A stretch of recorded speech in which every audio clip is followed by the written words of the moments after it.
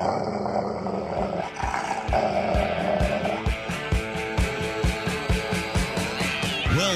author, investment banker, consumer advocate, analyst, trader. Chris Markowski is the watchdog on Wall Street.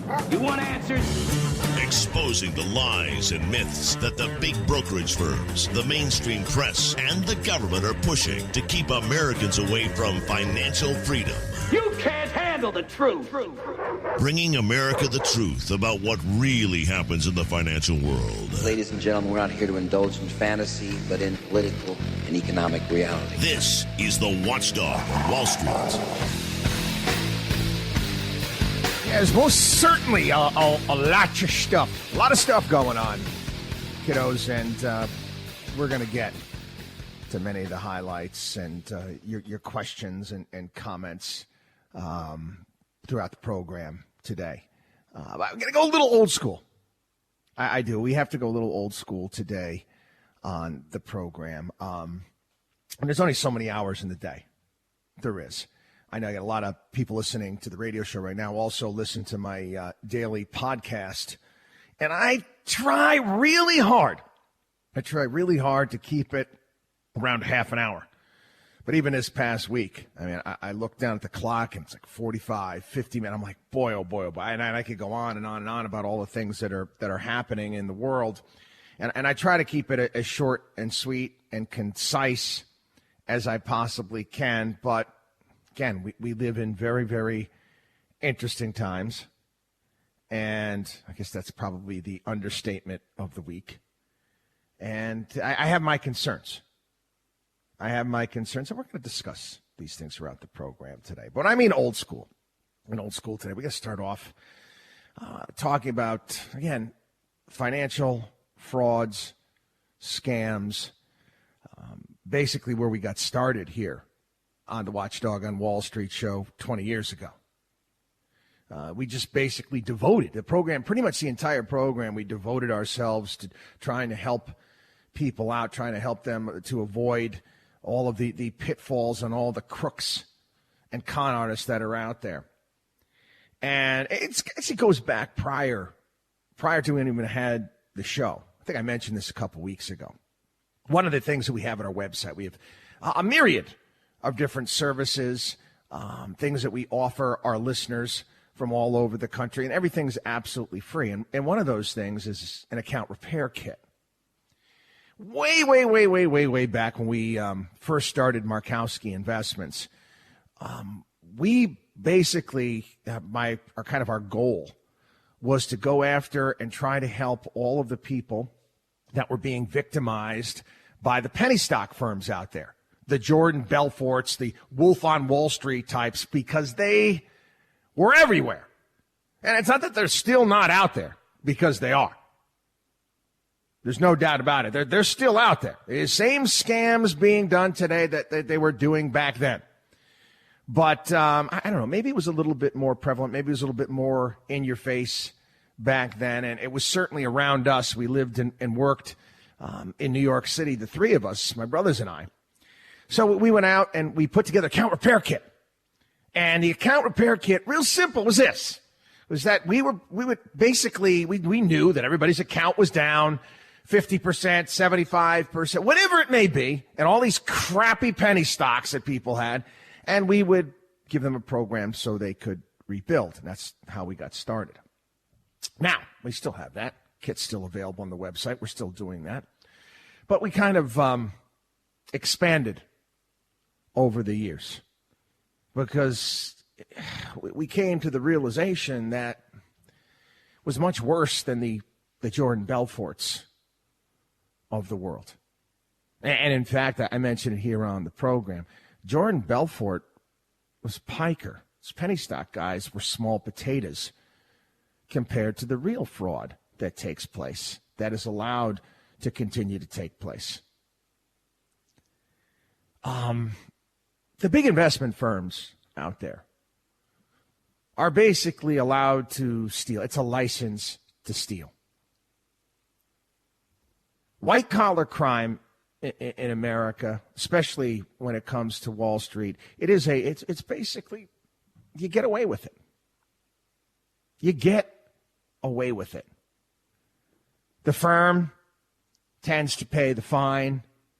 Yeah, okay, from time to time they'll take the odd schlockbroker or advisor at one of those big firms and they'll put them behind bars. But the reality of the situation is that the companies themselves, the people that run these big companies, the people that are removed, they don't get in any trouble. Yeah, it's interesting. There's a show, I started watching it last night. It's new on Netflix. I even forgot the name of it. But it was basically, I found it interesting. It's about how the FBI broke down and went after the mob in the late 1970s into the 1980s with the wiretaps and how they went about doing it and using the RICO Act to go after the bosses and their entire system. And they talk about it. You know, they never could get the people at the top because they were protected and they didn't get involved in a lot of the day-to-day criminal activity, and the RICO Act allowed them to do that. Well, the way Wall Street is set up, the way it's set up is that the people on top, they don't get in any trouble. The firms themselves, the companies themselves, the shareholders of the companies pay the fine and they walk away. Hey, it's just a bunch of stories that I grabbed from just this week about, you got Morgan Stanley advisor stealing, $6.2 million from his clients. One here, J.P. Morgan story out of Michigan. UBS is paying $10 million to resolve SEC charges that they basically were front-running and flipping bonds to the detriment of their customers. Another one, investment advisor, $100 million Ponzi scheme. One out of Massachusetts where the brokers were putting illiquid high-commission REITs into their clients' accounts. And I can go on and on and on. Now, don't tell me that the bosses, the sales manager, the people working at these institutions didn't know what was going on, because they did. I run a firm. My partners are my brothers. Do we have advisors working for us in places around the country? Yes, we do. We know everything. We make it our business to know everything, to make sure everything is on the up and up. We know. I remember back in the early 1990s when a lot of this penny stock stuff was taking place with all these bad brokerage firms out there. And all of these firms, they all had clearing agents, banks that did all of their trading for them, held all the assets. And they were all big investment firms. Now, again, I was young. I guess this is a long time ago. I'd say I was pretty much naive, new to the industry. But I always ask questions. Always asking questions all the time. And I'm watching this stuff, and I said, wait a second. How is it that these big firms, how is it they not know what's going on? Why would they do business with all of these bad brokerage firms? Why would they do that? They know what they're doing is wrong. Money. It's the same thing that we've discussed here on the program when it comes to the regulators. What, you mean to tell me that back then it was the NSDR, now it's FINRA? You tell me that FINRA didn't know? You tell me that the SEC doesn't know what goes on at these places? They do. They do. They just don't do anything about it. Yeah, I go back to Bernie Madoff. Again, we were one of the few people that knew that it was a scam. We knew. We talked about it here on this show. No, we didn't break it down mathematically like Harry Markopolis did. But we knew. We knew. The SEC had all the information. They didn't do anything about it. He was big doings. He was a big contributor to a myriad of political causes and had politicians in his pocket. The system, people, and again, you got to understand how the world works. It's important. The big firms out there, they run great commercials. They got fancy lobbies. They may give you a nice umbrella. But the reality is they don't give a damn about you. They don't. Oh, yeah, my broker's a nice guy. He works for Merrill Lynch or UBS. He's low on the totem pole, okay? You want to equate these things? I've been watching this show. You want to, they're like crime families. They're like crime families. The commission back in the day with Gambino and Colombo. It's the same thing with the big banks today. They run their own commission. Now, your broker there is an associate. He's a soldier. He's not one of the captains. He's not one of the people on top. That broker does what he or she is told to do. And the interesting thing is that these brokers or advisors or whatever they want to call themselves, they'll move from firm to firm to firm, but it's all the same conspiracy. Yeah, I get a kick out of this. I wrote a column about this many moons ago. That's probably about 8 to 10 years ago. Are the bull excrement mission statements coming from these big investment firms? Oh, yeah. J.P. Morgan Chase. Our integrity and reputation depend on our ability to do the right thing, even when it's not the easy thing. Spare me. Goldman Sachs. No financial incentive or opportunity, regardless of the bottom line, justifies a departure from our values. Hey, Goldman, what exactly are your values? Their values is nothing more than making money for the people on top. That's it. All these banks were crafting and still do assets out of thin air that they make money on. And they know oftentimes what direction these assets are going to go. And they make money when they implode. Goldman Sachs, please. Here's Morgan Stanley. The talent and passion of our people are critical to our success. Together, we share a common set of values rooted in integrity and excellence. Oh, is that why you decided to buy Dean Witter and blow up all of those clients and your crappy IPOs? And I can go on and on and on. Oh, Merrill Lynch. The interests of our clients must come first. People, I've been doing this for a long time, helping investors out all over the country, all over the world for that matter, for a very long time. You know where our clients come from? You know where they come from? Yeah, we got the ones that start with us, that listen to this radio show. But the overwhelming majority of our clients are people that have been wronged, that have been ripped off, that have been scammed. By who? These big brokerage firms. I'm going to take a break. Take a break right here. It's new to the program. Do your homework on us. New to the program. Why don't you take a look at what we've done over the past few decades. Why don't you take a look at what we've written, what we've covered, what we've exposed over the years. And when you do that, get to our website. Sign up. We've got all sorts of free goodies and giveaways. Consultations with our certified financial planners. All sorts of fantastic stuff at the site.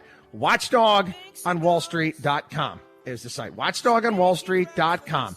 Whether it be our newsletter, consultations with our certified financial planners. Yes, account repair kits, college planning kits, annuity help kits. It's all there.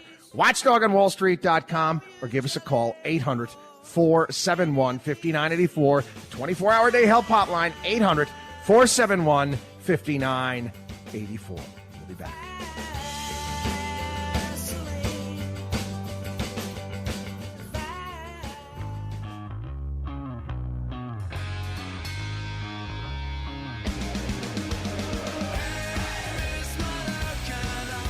This is the Watchdog on Wall Street.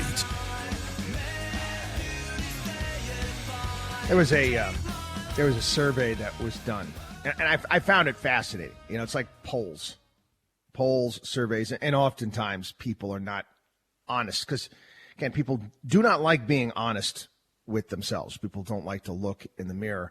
And again, so that's why I say I don't believe a lot of polling nowadays or surveys. I find things oftentimes are understated to some degree. But there was a survey done of Wall Street insiders. Wall Street insiders. And basically what they came up with is that an overwhelming amount of people admitted that they observed or had firsthand knowledge of wrongdoing in the workplace. An overwhelming amount said that they would engage in insider trading to make $10 million if they could get away with it. An overwhelming amount said that the compensation plans and bonus structures incentivize employees to compromise ethical standards or violate the law. An overwhelming amount said that they expected their bosses, their leaders, were likely to look the other way if they expected a top performer, a top producer was engaged in some wrongdoing. You know how many times we've covered this over the years? How did a guy get away with it for so long? Well, I'll tell you why. He was making the higher ups money. That's what he's there to do. If you got a stockbroker, let me explain to you. If you're a stockbroker and he's a big producer, he's a big producer. He's a big-time producer. You ever talk about how well his clients do? Huh? You know some of the biggest producers, they call them biggest producers, some of the biggest producers on Wall Street, most of them are no longer in the business anymore because they're criminals. They're crooks. They're managers, the people that are above them. Again, you want to look at them like the captains in the mafia. The captains or the underboss or the boss. What the hell do they care? The hell do they care? They're getting their take. They got to kick up, right? You kick up to the sales manager. You kick up to the underboss. You kick up to the executives. If the soldier gets nailed and thrown out of the business, so be it. He was a bad apple. We knew it all along. You know that scene in, there's a couple. Again, Oliver Stone did such a great job with the movie Wall Street. Remember when Bud Fox gets his office?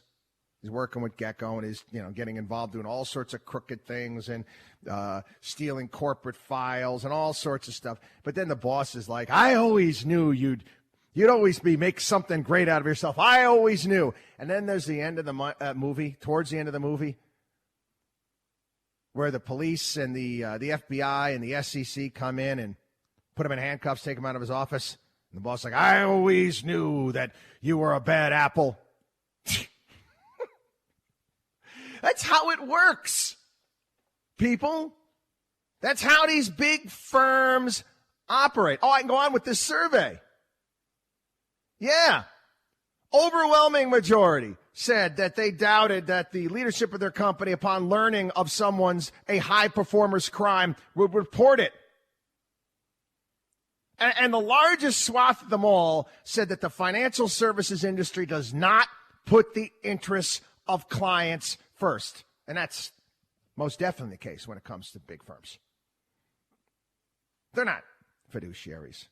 Do you understand? They're not. I've been talking about this again and again and again for a long time. And it's unfortunate. How many phone calls I got this past week? And people have gotten, left messages. And I'm busy over the course of the day. We get back to everyone ASAP.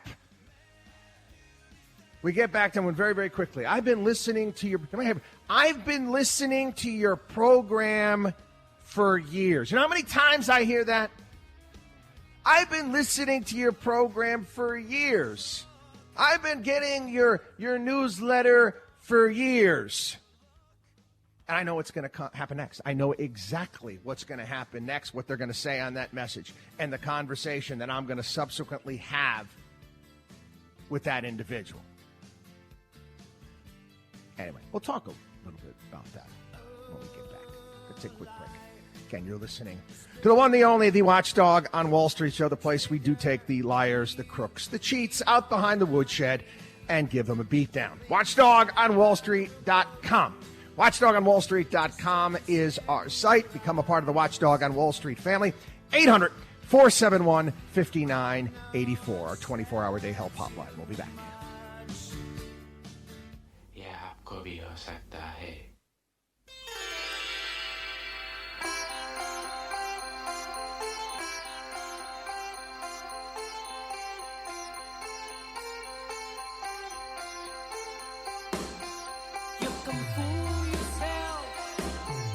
The only man who is taking on the Wall Street establishment. You're listening to the Watchdog on Wall Street with Chris Markowski.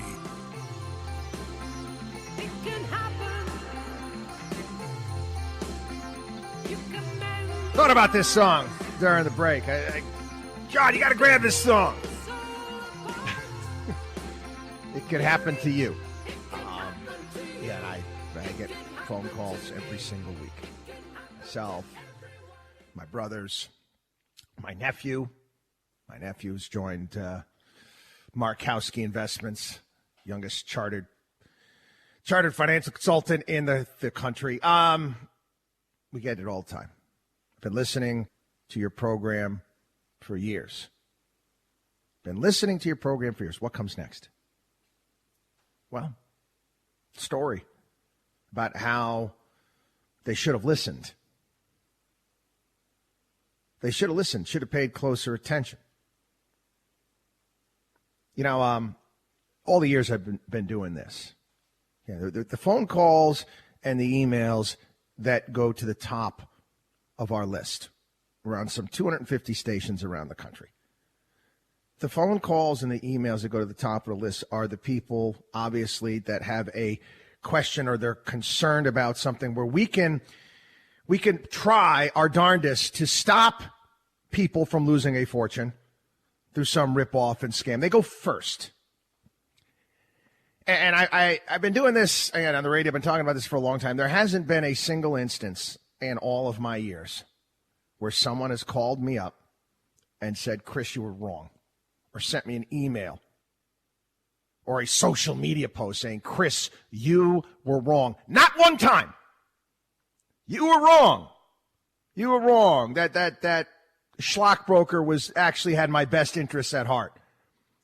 Or that annuity that they put me in was the right idea. Or that real estate investment trust that's high commission. A myriad of different things. We've covered it all. Do you understand? Okay. We know who the good guys are. We know who the bad guys are. I can spot a ripoff. I can spot a scam a million miles away. Not one time. Chris, you're wrong. Well, I made a fortune on that. Yeah. Sure you did. Never. Sometimes people come back. So, Chris, I should have listened to you. But more often than not, people end up just being embarrassed. And there's no reason to be embarrassed. Humans make mistakes. We do. And we're not, human beings, not hardwired to be very good investors. Talked about this. Human beings are wired to buy high and sell low. I see it again and again and again. But you need to understand the terrain. We talk about this all the time. Understanding the terrain. If you're going out, let's see, for example, you're going out and you want to go hiking or you want to go camping in Alaska. Now, if you are a novice, if you are a novice, I probably wouldn't suggest you start there. Anybody see that movie, The Edge? Yeah, with Alec Baldwin and Anthony Hopkins. Yeah, they had grizzly bears out there. You got to know what the hell you're doing. You got to understand the terrain. It can get dangerous. You know, CNBC and these business programs out there and publications like to make Wall Street a soft and cuddly place. You don't have a clue. It's not a soft and cuddly place. I've been working here for decades. I understand the terrain. You need to understand who has and who's going to put your interests first. And whenever I get into talking about ripoffs and scams, I kind of revert to the old watchdog on Wall Street, Chris Markowski show from 20 years ago where I yell a lot. I try not to. I do. I'm trying not to raise my voice. I'm trying not to yell. But you have to also understand the everything that I've been carrying around over all these years. And how it frustrates me and it angers me. And I don't like to see people lose their shirts. I don't want to see people lose money. Nothing makes us happier at Markowski Investments and the Watchdog on Wall Street shows to see people do well, to see people succeed, to see people build wealth, to see people have options to do things. Yeah, but clients over the past several months, people have lost their jobs. My clients have lost their jobs. But they've also built up wealth where they can start a new business, find a new path. You understand what that's what it's all about? That's what we do. Providing options. Got to take a break. Again, watchdogonwallstreet.com. Went long. Watchdogonwallstreet.com. Don't go anywhere. We'll be back.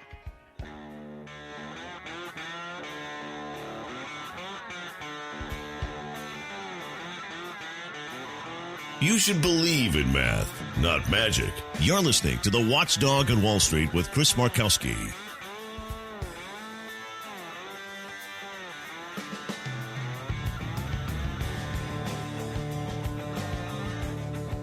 Welcome back. Welcome back. You make choices. You make choices in life. You do. And it's funny how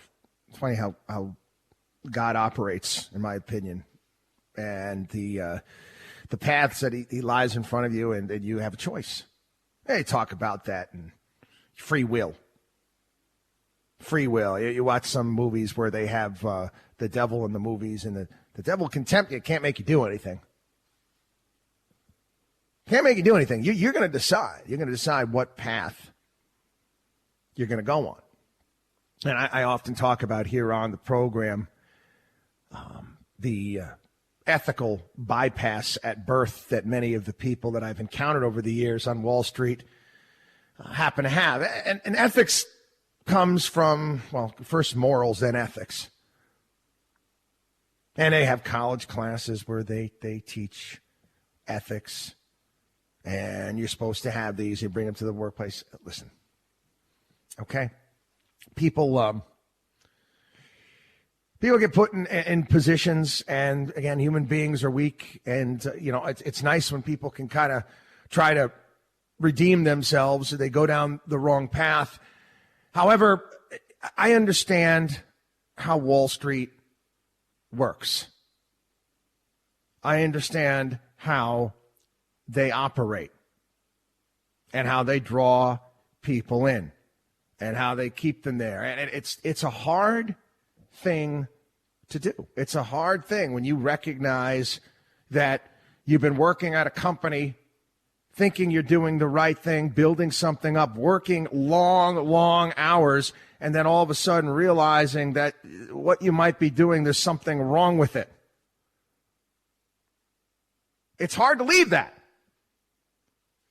You look at it and you say, I've been putting years in here, working my tail off, working my way up. And then you see something, and you see something that the bosses are doing or something that's going on, and you have a choice you have to make. You either have to start over, leave, start over, find something else, or guess what? You're going to have to swallow that. You're going to have to swallow. You're going to have to deal with the fact that you know you're working at a company or you're doing something that's wrong, that's going to hurt people. And many people out there, they just decide. They just decide, well, some of the things we're doing are good. And they find ways of justifying it. I get asked, what was a turning point for you? What was a turning point for you and your brothers when you decided to leave the big outfits and break off on your own? I was grappling with things that I would see, the people that I worked with. I was grappling with a lot for a period of time. And, I guess it was kind of one thing that happened one day that was it. That was a straw that broke the camel's back. And you know what? I know I've told the story before here on the program, but why not? Why not? We'll get into it again. WatchdogOnWallStreet.com. WatchdogOnWallStreet.com. Quick break, and I'm going to tell you a little story. Don't go anywhere. We'll be back.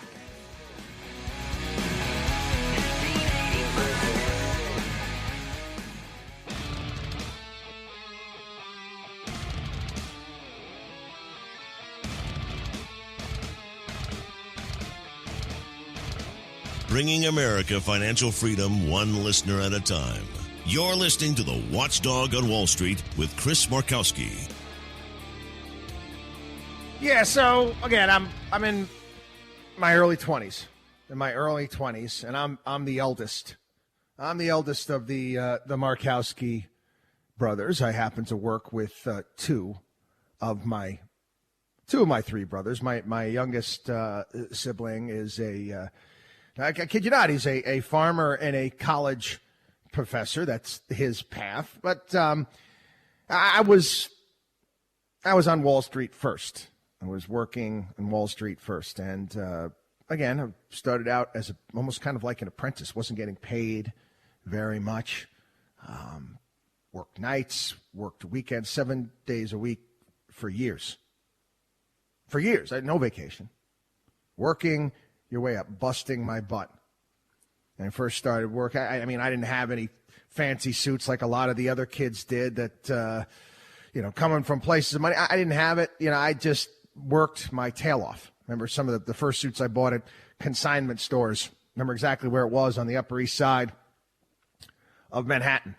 But just grinding. Learning as much as I could. Building, putting money away. And, you're working with people.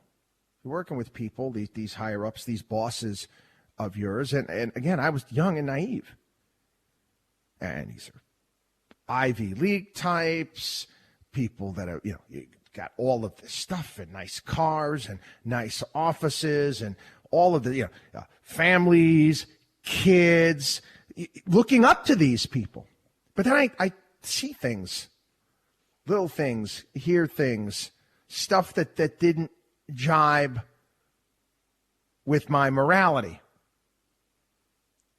Whether it be to the things, the indiscretions that they had on a regular basis, with whether it be cheating on their wives there's a lot of things that would just happen. That, again, I let slide. And let slide. And I started to understand and learn the business more and more and more. My next brother came and moved in with me and joined me and started working with me. And we're on our way. We're on our way. We're doing well. We're doing well. We're bringing in clients to the firm.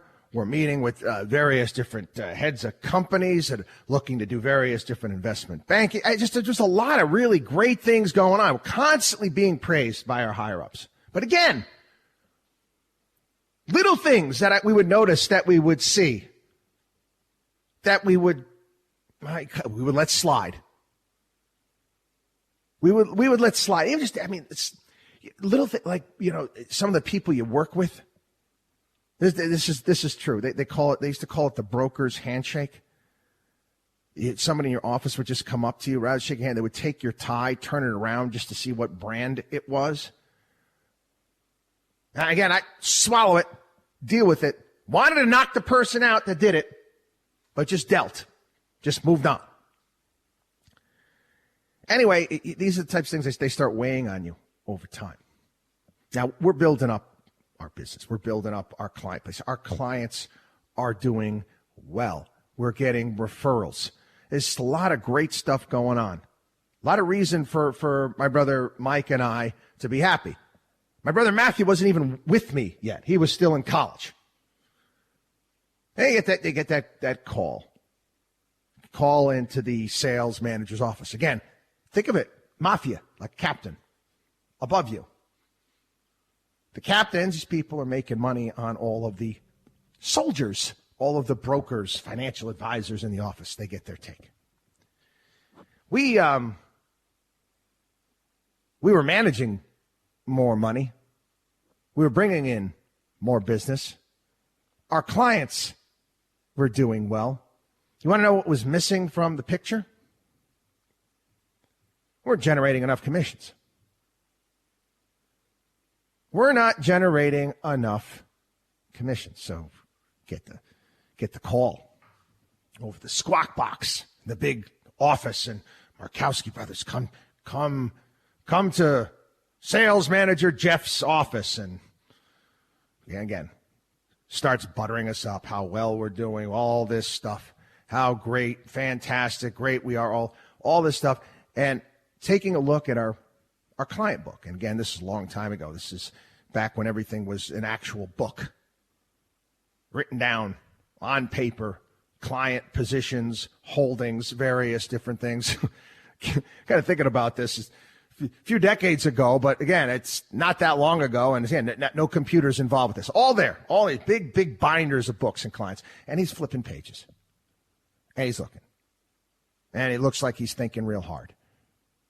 And he tells us that we could generate a boatload in commissions if we do this and move this here and sell all of this here. And I'm, why would we do that? Our clients are happy. Everything's going great.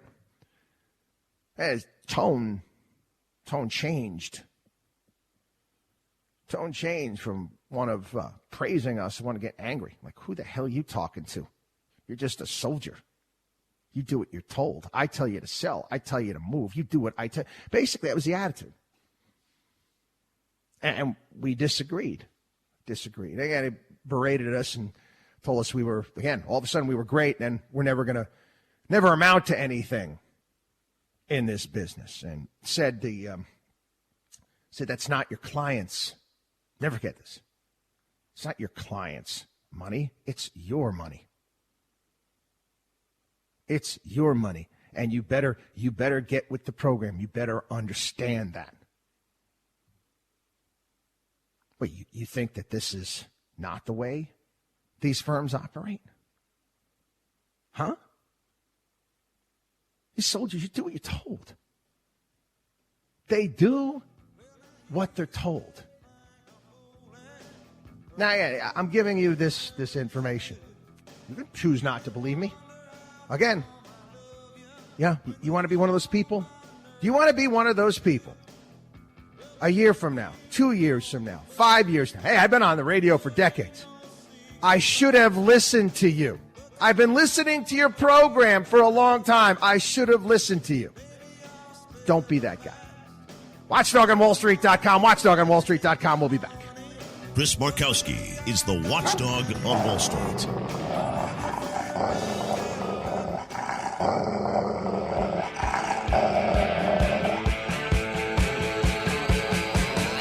Well-known author, investment banker, consumer advocate, analyst, trader. Chris Markowski is the watchdog on Wall Street. You want answers? Exposing the lies and myths that the big brokerage firms, the mainstream press, and the government are pushing to keep Americans away from financial freedom. You can't handle the truth. Bringing America the truth about what really happens in the financial world. Ladies and gentlemen, we're not here to indulge in fantasy, but in political and economic reality. This is the watchdog on Wall Street. Yes, it is. Welcome back, everybody. It is the one, the only watchdog on Wall Street show. It's pretty heavy stuff there, first hour, huh?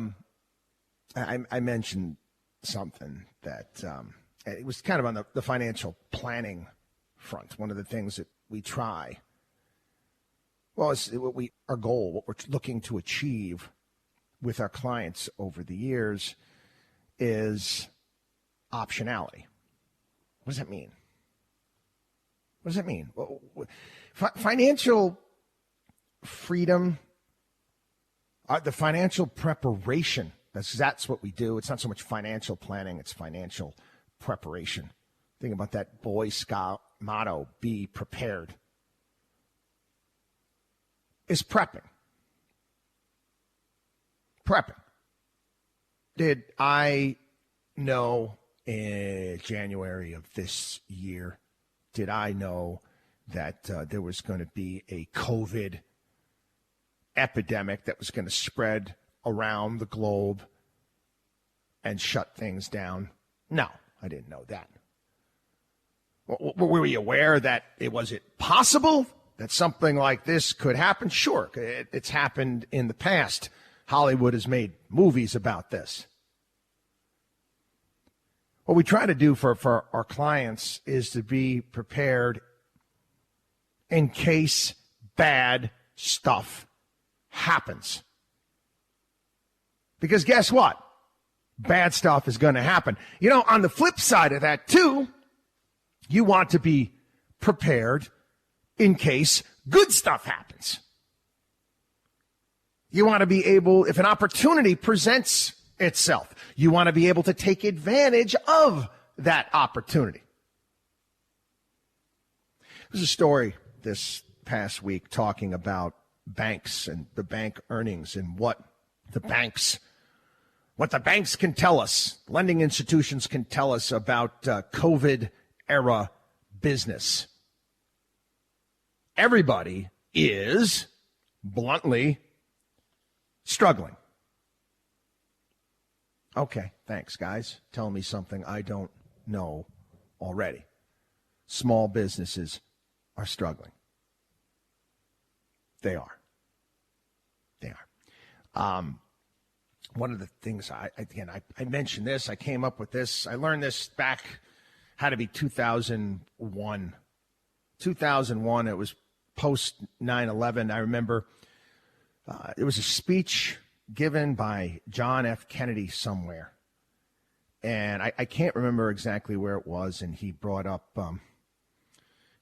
the word crisis, and he talked about the word crisis in Chinese, and the Chinese language is made up of symbols, and it was opportunity and danger with the two symbols that made up the word crisis. And there's been some argument whether or not that happened or whether or not it's true. But the reality is that for every difficult situation, for every problem out there, there is an answer, there is an opportunity. And many people say, that's easy for you to say. What if you're a restaurant that's been shut down? Or what if you're listen, it's not easy. It's not easy. You may have to take a couple of steps backwards to take many steps forwards. For example, was it easy? Talk about my experience, first hour of the program. Was it easy for my brother and I to give up years worth of work? To be sued? Yeah, I had the money to fight. To be sued by the firm that I worked for. To be sued by them for doing the right thing.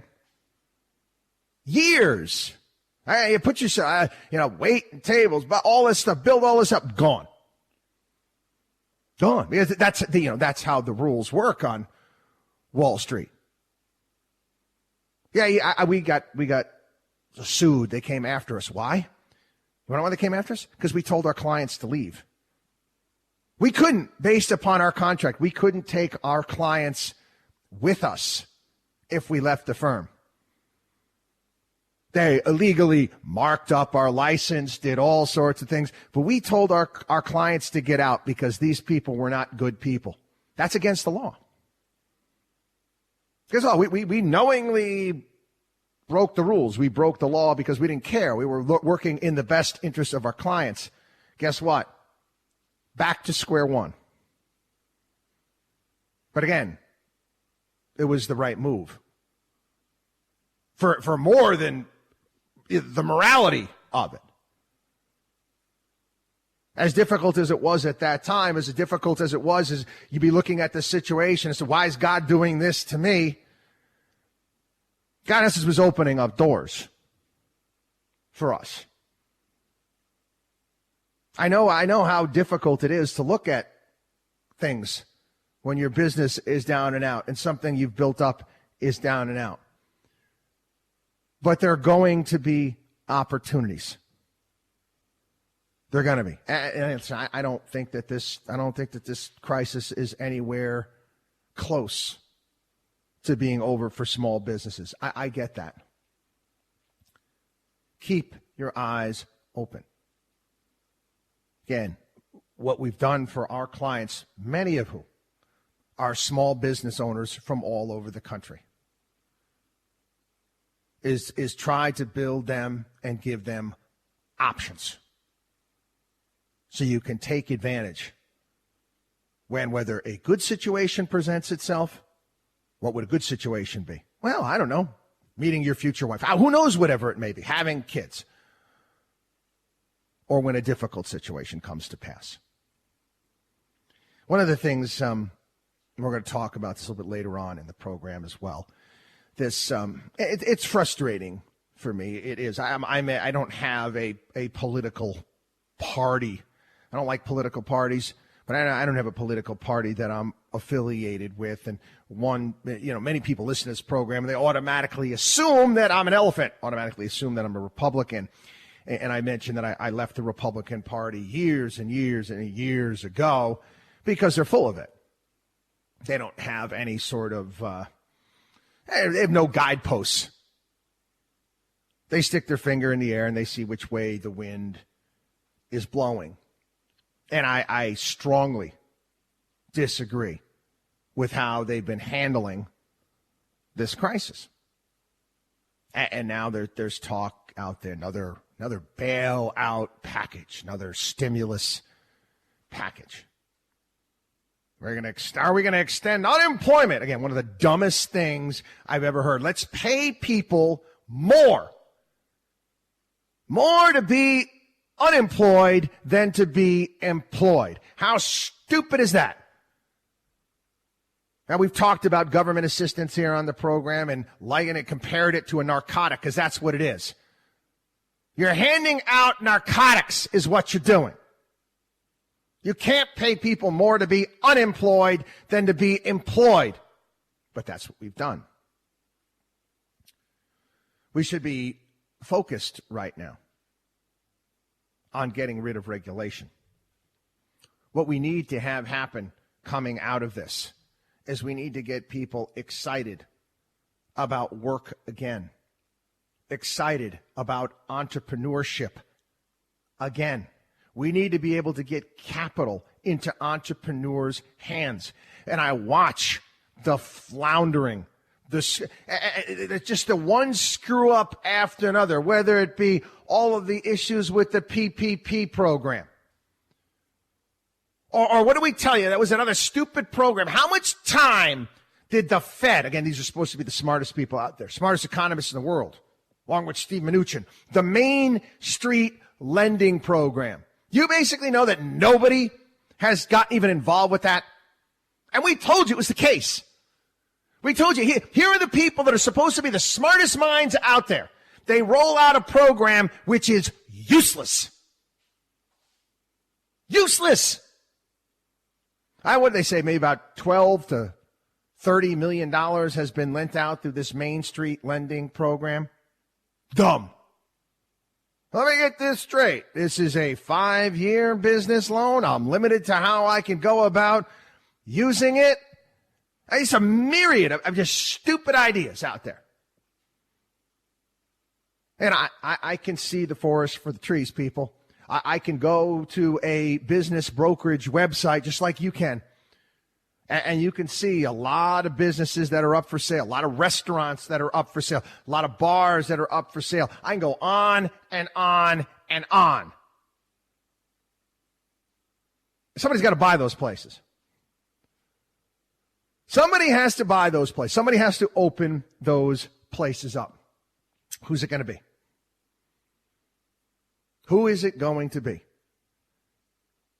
If we allow for tumbleweeds to roll down the main streets of this country, we're gonna have some serious issues. We've got to get people excited again. We've got to get the government Lilliputians off of small business owners' backs. We've got to get capital into the hands of entrepreneurs. We don't need stupid cash checks and more stimulus checks going out. That's the last thing in the world we need right now. We need to get people excited about America again. Going to take a quick break. And we're gonna delve in. I talk about tumbleweeds going down Main Street and issues with the country. Oh, the country's changed. The country's changed. There's no doubt about that at all. Hey, listen, people. I'm all about reality here on the program. Again, I say it again. Not Mary Poppins, no spoonful of sugar to make the medicine go down. We got to deal with the reality of the day. We're going to do that. WatchdogOnWallStreet.com. WatchdogOnWallStreet.com. Again, become a part of the Watchdog on Wall Street family, whether it be our newsletter, consultations with our certified financial planners, all sorts of great stuff. WatchdogOnWallStreet.com. We shall return. To our devotion, perceptibly.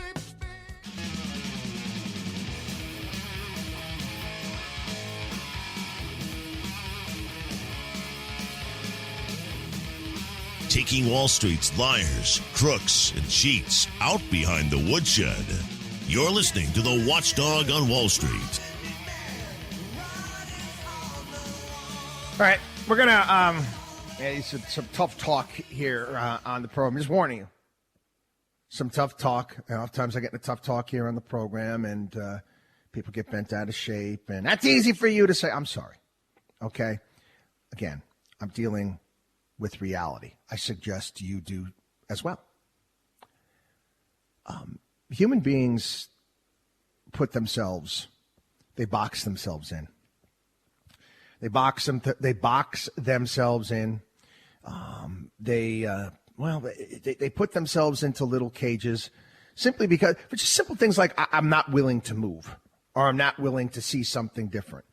Or, that I'm scared. What happens if I move here? What happens if there's a myriad of things that people do to box themselves in and limit themselves in life. And it's sad. It's sad to me. It is. It's sad. Let's look at what's happening in the country today. And this didn't happen overnight. Didn't happen overnight. Again, I've been all over the country, been to many places around the world. I'm going to tell a quick story. This is about 10 years ago. 10 years ago, I'd never been to San Francisco before. Went to San Francisco and Northern California, Napa, Yosemite on vacation with some very good friends of ours. San Francisco to me was disgusting. And this is 10 years ago. It's 10 years ago. I'm walking the streets of San Francisco, and I was scared. I was scared. At night, I had to leave my hotel to go to Walgreens to pick up some medicine for my wife who wasn't feeling well. and I felt like I was in The Walking Dead. Felt like I was in The Walking Dead. Zombies, drug addicts, following me. Did I see any cops walking the beat? No. I could never live there. I could never live like that. Couldn't do it. Let's take a look around the country right now, whether it be Portland, whether it be Chicago, whether it be a place. And here's a place that fell apart quite quickly. New York City. New York City. Again, it wasn't long ago where I was considering buying a place in New York City to have a small apartment there, becoming a Florida resident once the kids were gone, and coming back and forth because I love the city. Now, not in a million years. I mean, I have friends, family, clients, people that I know that have been New Yorkers their entire lives that want out. That could have sworn they could have been in a Woody Allen movie or a Neil Diamond song where he's singing, It's a Beautiful Noise, singing about the love for the city. It's over. It is. Now you can come back. It can come back. The city had been down and out in the past and has come back, but I don't see that in the future. I don't see it in the cards right now. We're looking right now to the federal government. We're looking to Donald Trump. Donald Trump's talking about, I got to send federal agents to Portland. I got to send federal agents to Chicago, to all of these places around the country to deal with what's going on. I disagree. I do. I guess surprise people. I disagree. I think that the president of the United States right now needs to stand up, almost like a Hillsdale College professor, and explain to the American people how our country works and how he is not a dictator, he is not a king, that we have a 10th Amendment of the Constitution, and it is the job of the local authorities to handle these issues. Now, granted, you can talk about drug crime and say that, hey, drug crime is a federal offense and that's the federal government can get involved with something like that. But let's be honest here. Chicago is again every weekend. Almost not every day. It was a funeral, drive-by shooting at a funeral, 15 people shot. People, we live in a big country. We live in a big country, and you're going to have to start making choices. You're going to have to start making choices. Move. Get out. How do you stay in Portland? Huh? How does one stay in the city of Portland? How does one stay in the city of Chicago?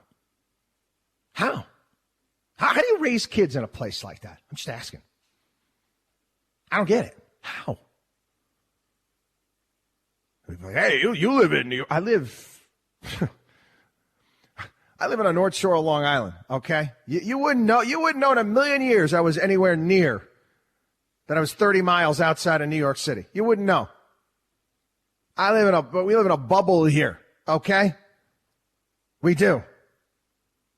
If that changed in any way, shape, matter, or form, if you don't think that I would up and leave in a heartbeat, I would. And even Jefferson talked about this in states being little laboratories and incubators for different ideas.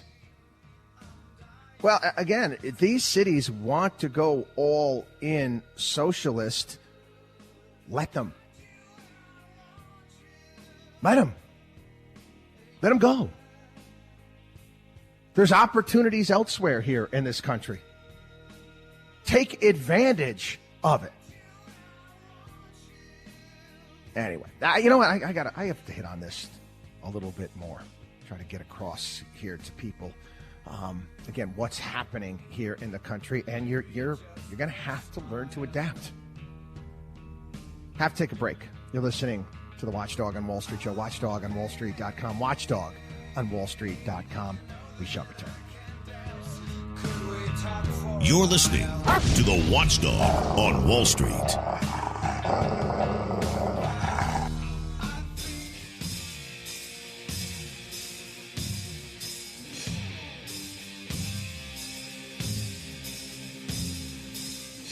This is the Watchdog on Wall Street.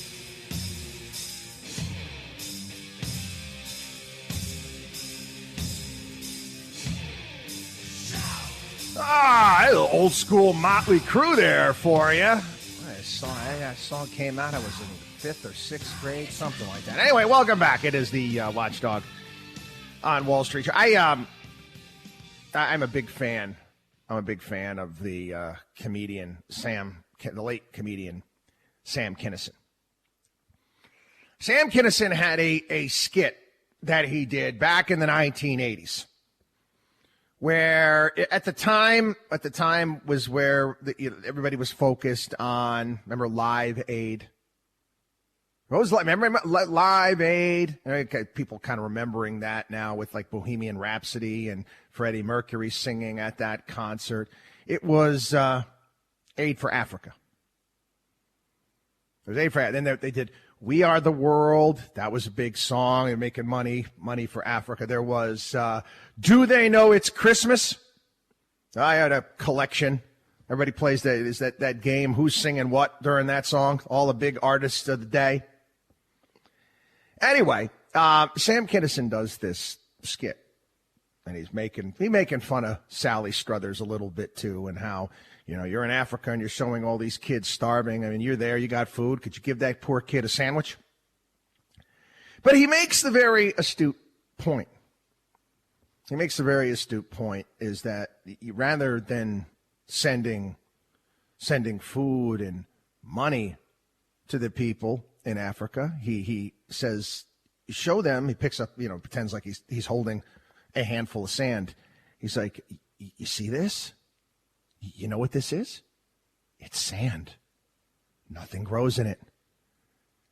And Sam Kinison, he'd yell and scream during his act.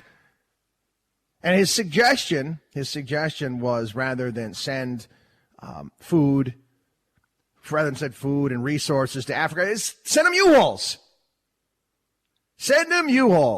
Tell them to move where the food is. And we have deserts in America, we just don't live in them. And he just went off on this big rant. Do you know that, I think I might have mentioned this last week, you get 3 weeks before you can get a U-Haul in Illinois, one way, out of the state. 3 weeks right now. You just might have to move. You just might have to go somewhere else. And it's not easy. Oh, it's easy for you to say my kids. Listen. Again, you look at things, the grand scheme of things over the past 100 years, thinking about what our parents and what our grandparents might have had to deal with, whether it be World War II, whether it be Vietnam, and the hardship that they needed to endure. What, you can't up and move? Move to a place that there's not going to be shootings taking place on a regular basis? Well, some people listen, okay, we live in a country, that not long ago, unemployment was hovering a little over 3%. You can get a job anywhere if you want to. Stop making excuses.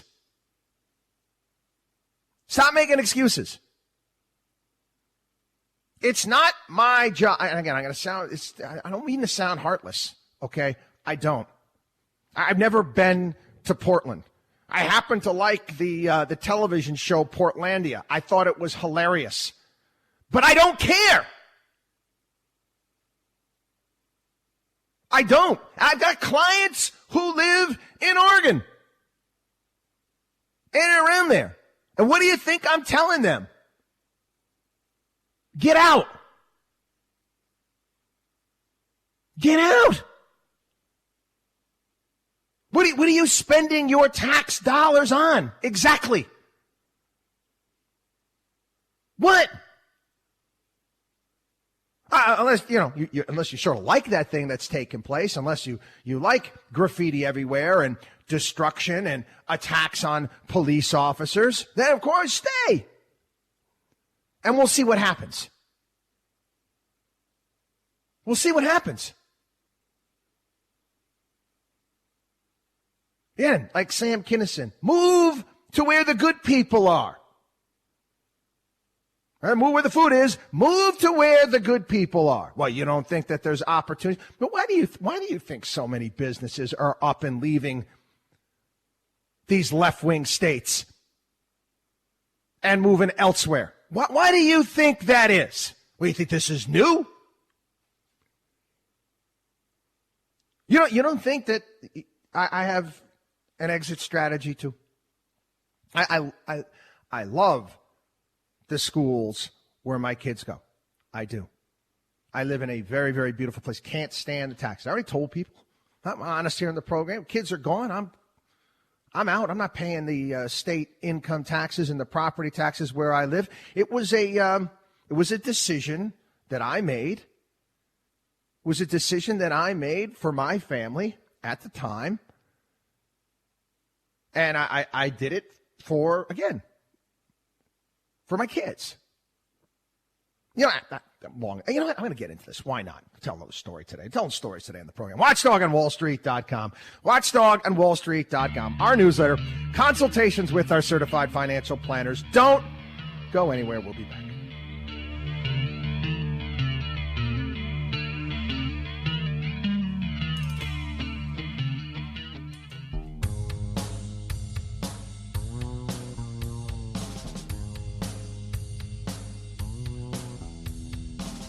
The only man who is taking on the Wall Street establishment. You're listening to the Watchdog on Wall Street with Chris Markowski. Hey, there is some, for my longtime listeners, okay, there's some overlap between the radio. It's two different mediums, okay? There's my podcast, Monday through Friday, and there's the radio show. Two different mediums. And, again, I've got people, a lot of people that just they don't get the radio show, even though we podcast the radio show as well. You can grab it off our podcast as well. There's some overlap from time to time. There's some overlap. There's some stories and things that we've talked about on the podcast that we talk about here on the radio show. And I think I might have told the story on the podcast this week or the week before. And again, to anybody listening to the radio show right now, highly recommend you signing up for the podcast. Again, while you're on the treadmill, while you're working out. All good stuff. Half an hour. All the news you need. But I was explaining the fact that people thought I was insane.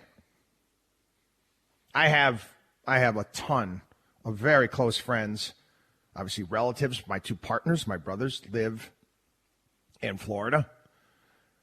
Why the hell are you moving?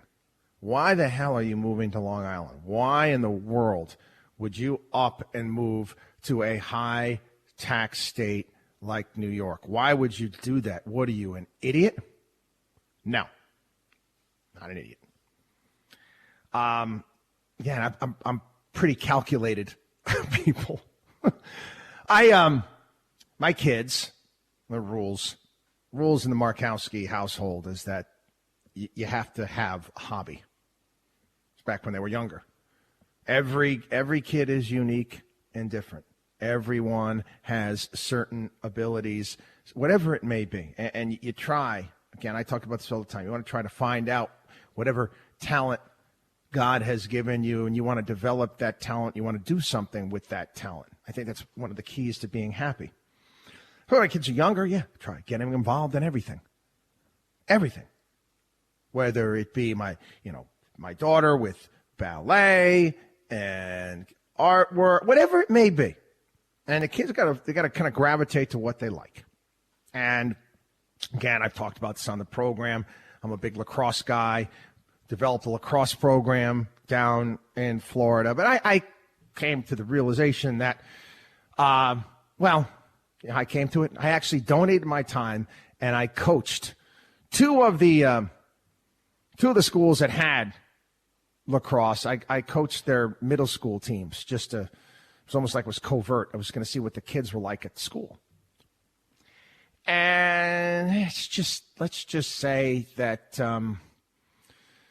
my old school way of coaching just didn't sit well. Just didn't sit well. And hey, listen, to each his own. Okay, I'm different. For certain people, it was fine. Okay, I didn't want my kids going to a school where the kids are driving around in $100,000 cars and showing. It wasn't my thing. And my kids were into this sport. And I said, you know what? They're into this sport. I'm going to move them to an area where they can excel in this sport. So, yeah, did I do it for my kids? Yes, I did. But am I stupid? Do I not have an escape plan? Of course I do. Of course I do. Anyway, we'll get into that when we get back. WatchDogOnWallStreet.com. WatchDogOnWallStreet.com. We shall return.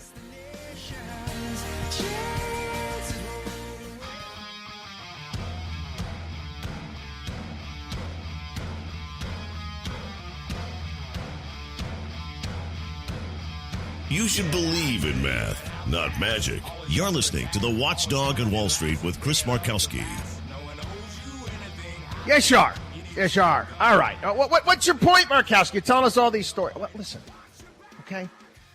I did it for my kids. I made a calculation. How much is these private schools that I don't really care for too much, how much are they going to cost me? How much is it going to cost me in property tax? All this stuff. Yeah, New York is more expensive, but I did it for my kids. Did it for my kids. Best lacrosse in the world here. Schools are fantastic. I understood what I was doing. However, I'm not an idiot. I'm not an idiot. We've already had this conversation as a family. Some of the taxes that people are talking about right now for the state of New York. I mean, absolutely idiotic ideas. One of them is a wealth tax. A wealth tax on your portfolio, the unrealized gains. Basically, they're wealth taxes. What does that mean? Is that if your stock in XYZ goes up by X amount over the course of the year, even though you don't sell it, you still have to pay taxes on that. Actually, yeah, they're batting that around at this point in time. Increased income taxes for the state. Guess what? Guess what? There's a breaking point. And I'll leave. People, well, that's easy for you to say. Right now, okay, and again, when we talk about opportunity, there's a crisis situation, there's danger, there's opportunity. With everything that's going on with technology, what companies have learned over the past several months is, guess what? We don't need to have such a big footprint. We don't need all of this office space. We don't need all of these people coming into work every single day. Yeah. They realize that, wow. And in some cases, our business has gotten that much more productive.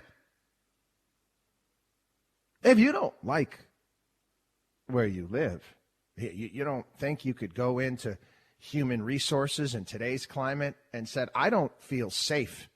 There's that word safe. Then this is actual safety, not the stupid woke safety. It's, I need my safe space. I'm afraid of somebody else's ideas. I can't take it. No. I don't feel safe living in Portland. I don't feel safe living in Chicago. I don't feel safe living in New York. I want out.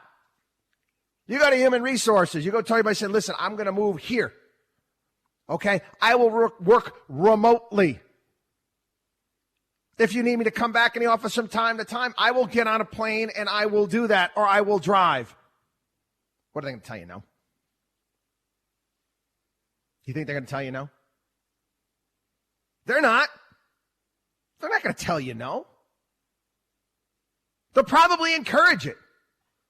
Many of them are probably looking at ways of actually broaching this topic with you. There's never been a better time to get out. Yeah. Do it. What's holding you back? Huh? Well, you think things are going to get better in Chicago? How? Yeah, there's that song I talked about here on the program, that Coldplay song from years ago, Death and All of His Friends. This is a death cult, people. This Black Lives Matter. Oh, you can't. It's a communist, Marxist organization. And you people are going to realize that the people that are behind this, the people that are in these protests, if they had the opportunity, do you get this? If they had the opportunity to line you up, to line anybody who's got a different thought than theirs, a conservative thought, an actual thought based in reality, if you think they had the opportunity to line you up and shoot you, they would. Have you ever picked up a history book? Huh? Well, you don't think that's possible? You don't think these leftists think this way? Huh? Watch the movie, The Killing Fields. Read a little bit about Pol Pot. Hey, they love throwing the name Hitler around and Nazi around all the time. Yeah, right. It's a leftist. It's what they do. And they're painting hammer and sickles here. Do you understand what goes along? Well, you don't understand the death that goes along with that? You're gonna try to change these people's minds? No. You're already starting to see them eat their own. You already see them. I mean, you got that nut job mayor there in Portland. They're already going after him.